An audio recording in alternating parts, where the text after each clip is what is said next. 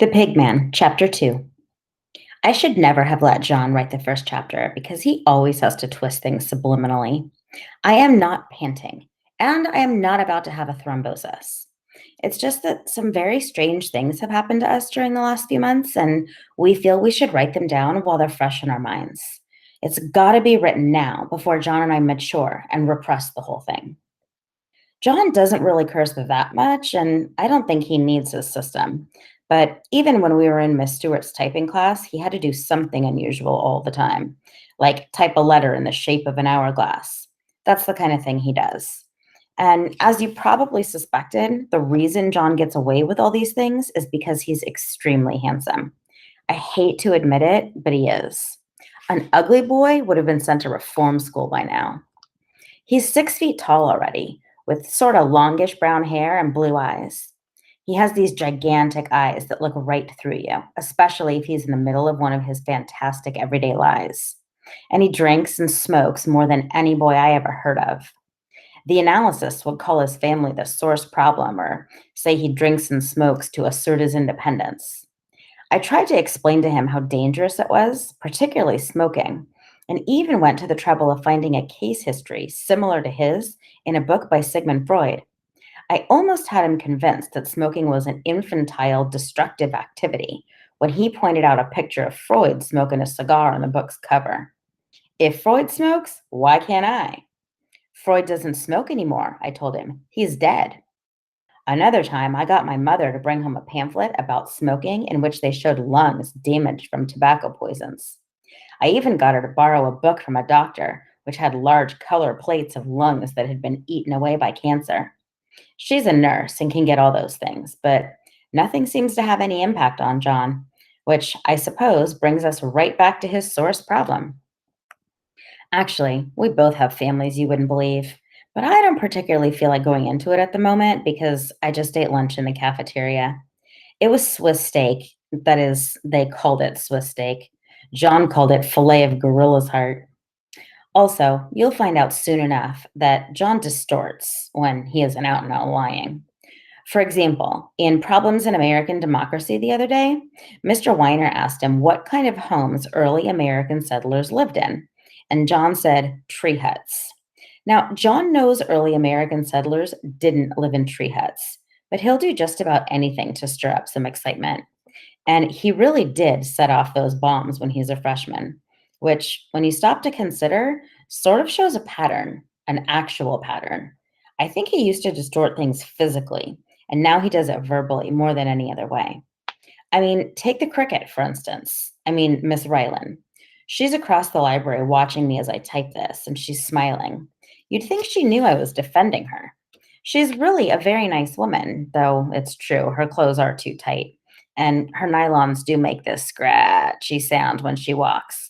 But she isn't trying to be sexy or anything. If you could see her, you'd know that. She just outgrew her clothes. Maybe she doesn't have any money to buy new ones or get the old ones let out. Who knows what kind of problems she has? Maybe she got a sick mother at home, like Miss Stewart, the typing teacher. I know Miss Stewart has a sick mother because she had me mark some typing papers illegally and drop them off at her house after school one day. And there was her sick mother, very thin and with this smile frozen on her face, right in the middle of the living room. That was the strange part. Miss Stewart kept her mother in this bed right in the middle of the living room, and it almost made me cry. She made a little joke about it, how she kept her mother in the middle of the living room because she didn't want her to think she was missing anything when people came to visit. Can you imagine keeping your sick mother in a bed right smack in the middle of the living room? When I look at Miss Rylan, I feel sorry. When I hear her walking, I feel even more sorry for her because maybe she keeps her mother in the bed in the middle of the living room, just like Miss Stewart. Who would want to marry a woman that keeps her sick mother in a bed right in the middle of the living room? The one big difference between John and me, beside the fact that he is a boy and I'm a girl, is I have compassion. Not that he really doesn't have any compassion, but he'd be the last one on earth to show it. He pretends he doesn't care about anything in the world, and he's always ready with some outrageous remark. But if you ask me, any real hostility he has is directed against himself. The fact that I'm his best friend shows he isn't as insensitive as Homo sapiens as he makes believe he is. Because you might as well know I'm not exactly the most beautiful girl in the world. I'm not Venus or Harlow. Just ask my mother. You're not a pretty girl, Lorraine. She's been nice enough to inform me on a few occasions, as if I didn't remember the first time she ever said it. But you don't have to walk around stoop shouldered and hunched. At least once a day, she fills me in on one more aspect of my public image, like your hair would be better cut short because it's too kinky, and you're putting on too much weight, and you wear your clothes funny. If I made a list of every comment she's made about me, you'd think I was a monstrosity. I may not be Miss America, but I'm not the abominable snowman either. But as I was saying, it's a fact that John has compassion deep inside of him, which is the real reason we got involved with the Pigman. Maybe at first John thought of it all simply as a way of getting money for beer and cigarettes. But the second we met the old man, John changed, even though he won't admit it. As a matter of fact, it was this very compassion that made John finally introduce himself to me and invite me for a beer in Moravian Cemetery. He always went to Moravian Cemetery to drink beer, which sounds a little crazy, but it isn't if you explore his source problem a bit. Although I didn't know John and his family until 2 years ago when I moved into the neighborhood, from what I've been able to gather, I think his father was a compulsive alcoholic. I've spent hours trying to analyze the situation, and the closest I've been able to come to a theory is that his father set a bad example at an age when John was impressionable. I think his father made it seem as though drinking alcoholic beverages was a sign of maturity. This particular sign of maturity ended up giving his father sclerosis of the liver, so he doesn't drink anymore, but John does. I had moved into John's neighborhood at the start of my freshman year, and he had a bunch of other kids used to wait for the same bus I did on the corner of Victory Boulevard and Eddy Street. I was in a severe state of depression the first few weeks because no one spoke to me. It wasn't that I was expecting the boys to buzz around and ask me out, but I was sort of hoping that at least one of the girls would be friendly enough to borrow a hairpin or something. I stood on that corner day after day with all the kids, and nobody talked to me.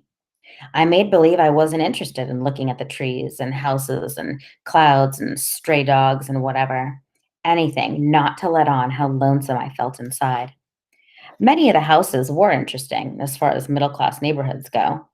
In fact, I suppose you'd say it was a multi class neighborhood because both the houses and the kids ranged from wrecks to rich. There'd be a lovely brick home with a lot of land, and right next to it, there'd be a plain wooden house with a postage stamp sized lawn that needed cutting. The only thing that was completely high class was the trees. Large old trees lined most of the streets and had grown so tall and wide they almost touched. I loved looking at the trees more than anything at first, but after a while, even those started to depress me. Then there was John. I noticed him the very first day, mainly because of his eyes. As I told you, he has these fantastic eyes that take in everything that's going on. And when they came my way, I looked in the other direction. His eyes reminded me of a description of a gigantic Egyptian eye that was found in one of the pyramids I read about in a book on black magic. Somehow, an archaeologist's wife ended up with this huge stone eye in her bedroom. And in the middle of the night, it exploded and a big cat started biting the archaeologist's wife's neck. When she put the lights on, the cat was gone. Only the pieces of the eye were scattered all over the floor. That's what John's eyes remind me of. I knew even from the first moment I saw him, he had to be something special. Then one day, John had to sit next to me on the bus because all the other seats were taken. He wasn't sitting there for more than 2 minutes before he started laughing right out loud, but not to anyone. I was so embarrassed I wanted to cry because I thought for sure he was laughing at me. And I turned my head all the way, so the only thing I could see out the window of the bus was the telephone poles going by. They call that paranoia. I knew that because some magazine did a whole article on mental disturbances. And after I read the symptoms of each of them, I realized I had all of them. But most of all, I had paranoia. That's when you think everybody's making fun of you when they're not.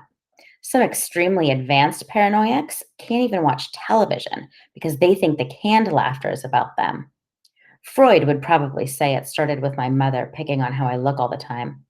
But no matter how it started, I've got to admit that when anyone looks at me, I'm sure they're noticing how awful my hair is, or I'm too fat, or for my dress is funny. So I did think John was laughing at me, and it made me feel terrible until finally, and the psychiatrists would say this was healthy, I began to get mad. Would you mind not laughing? I said, because people think I'm sitting here with a lunatic. He jumped when I spoke to him, so I realized he wasn't laughing at me. I don't think he knew I was there. I'm sorry, he said. I just turned my head away and watched the telephone pole some more. Then I heard him whisper something under his breath, and it had just the tone of a first class smart aleck. I am a lunatic. I made believe I didn't hear it, but then he said it again a little louder. I am a lunatic. Well, I wouldn't go around bragging about it, I said, and I was so nervous I dropped one of my books on the floor. I was mortified picking it up because it fell between the seat and the window, and I was sure I'd look like an enormous cow bending over to get it. All I could think of at that moment was wishing one of his eyeballs would explode and a nice big cat would get at his neck. But I managed to get the book and sit straight up with this real annoyed look on my face. Then he started that laughing again, very quietly at first, and boy, did it burn me. And then I decided I was going to let out a little laugh, so I did. Then he laughed a little louder, and I laughed a little louder. And before I knew what was happening, I couldn't stand it. So I really started laughing, and he started laughing. And we laughed so much, the whole bus thought we were out of our minds.